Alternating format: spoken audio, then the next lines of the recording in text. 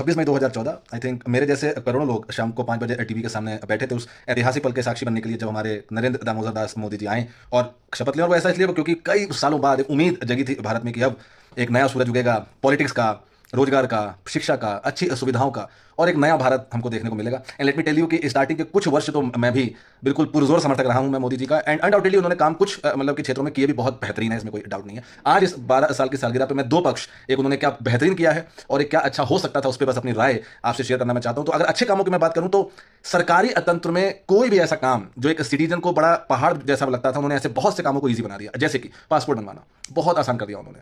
आधार और जीएसटी कांग्रेस ने केवल इंट्रोड्यूस किया था, उन्होंने इसको इंप्लीमेंट किया, अमली जामा पहनाया, और ना केवल उसको इंप्लीमेंट किया बल्कि उसको मैक्सिमम जगह पे जोड़ दिया। इसका पूरा श्रेय मोदी जी को जाता है। दूसरी बात, आर्टिकल 370 जो कश्मीर के लिए बड़ा बोल्ड रीजन था, उनके फेवर में था, उसका श्रेय भी इन्हीं को जाता है। बड़ा बेहतरीन काम उन्होंने कश्मीर के लिए किया। तीसरी चीज जो मैं समझता हूं, बिजली और सड़क, ये बहुत ही बेकार और फर्जी हुआ करती थी उसके पहले के जमाने में। मोदी जी ने आके, क्योंकि एसेंशियल कमोडिटीज हैं, रियली इसमें बेहतरीन काम उन्होंने किया। और तीसरी एक सबसे बड़ी बात, सारे विभागों के लिए जो सिटीजन के लिए हेल्पलाइन उन्होंने प्रोएक्टिव बनाई। पहले का तो ये होता कि सरकारी महकमों में पहली बात तो हेल्पलाइन तो हुआ नहीं करती थी, और हुआ भी करती थी तो ये लोग मान के चलते थे कि उठाएगा नहीं फोन। इन्होंने उस चीज को मतलब धरातल पे बदला। पर्सनल एक्सपीरियंस से बता रहा हूं, कहीं भी कॉल करें आप किसी विभाग में, फोन उठता है, बाकायदा आपसे बात होती है, और रेलवे में तो ट्वीट पे काम हो जाता है। राइट, ये कुछ एक ऐसी चीजें हैं कि जिनमें मोदी जी ने बेहतरीन काम किया। जहां पे उनकी छवि, मेरे जैसे मैं सिटीजन अपने मैं पॉइंट ऑफ व्यू से बोल रहा हूं, जहां से उनकी छवि पे थोड़ा सा जो क्वेश्चन मार्क लगना जो स्टार्ट हुआ, वो वहां से जब उनकी कथनी और करनी में विरोधाभास होना शुरू हो गया, जब उनके स्टैंड कंसिस्टेंट नहीं रहे उनके एक्शन में। जैसे कि उन्होंने बोला था कांग्रेस मुक्त भारत, आज आप बीजेपी आप देखिए, कांग्रेस युक्त बीजेपी बना दी उन्होंने। एंड नॉट इवन कांग्रेस, किसी भी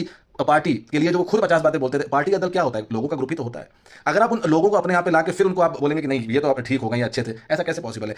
दूसरी चीज, इनकी नाक के नीचे इनके अपने नेताओं ने अपने परिवार, अपने बच्चों के लिए बियॉन्ड द वे जाके जो भी कुछ किया, इनको अलाउ नहीं करना चाहिए था। चाहे वो विदेश में पढ़ना भेजना हो या अपने बच्चों की कंपनियां खुलवा के उनका ग्रोथ मतलब करवाना, वो इसलिए क्योंकि ये खुद परिवारवाद और नेपोटिज्म के सख्त खिलाफ थे। राइट, और नेपोटिज्म का मतलब सिर्फ ये नहीं होता एमपी एमएलए बनाना, वो पता लगा कि वो भी हैं, लेकिन उससे ज्यादा ये होता है आप मिसयूज करके टैक्स पेयर का मनी या इन्फ्लुएंस करके अपने बच्चों को फलने फूलने आप दे रहे हो। वो चीज इनके नाक के नीचे नहीं होनी चाहिए थी। तीसरी चीज जो इन्होंने एक नैरेटिव बनाया था, मैं बड़ा स्ट्रांग लीडर हूं, मैं बड़ा स्ट्रांग एक प्राइम मिनिस्टर हूं in ever in the history. Right, अगर आप स्ट्रांग होते तो आप क्रिटिसिज्म को एक हेल्दी कल्चर बनाते, उसको दबाने की कोशिश नहीं करते। आपने प्रेस कॉन्फ्रेंस का आंकड़ा आपका जीरो नहीं होता।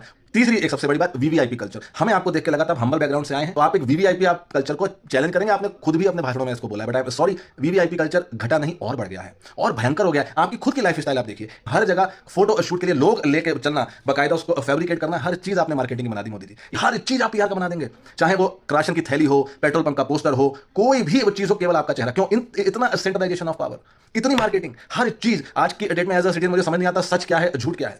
पांचवी, last but not the least, employment और एजुकेशन, ये जो दो बड़े ई जो थे, उसको आपने बिल्कुल बैकसीट पर डाल दिया मोदी जी।